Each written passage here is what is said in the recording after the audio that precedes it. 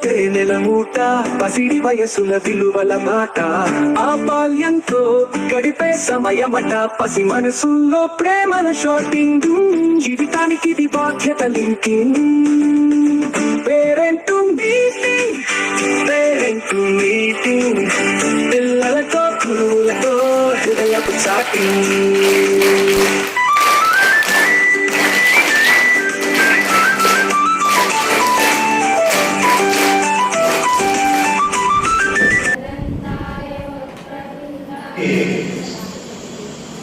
సమస్యలకి పరిష్కారం చూపుతూ పాఠశాలల అభివృద్ధికి సహాయపడుతున్న అసత్ రాయుడు గారికి ప్రత్యేకమైన నమస్కారాలు.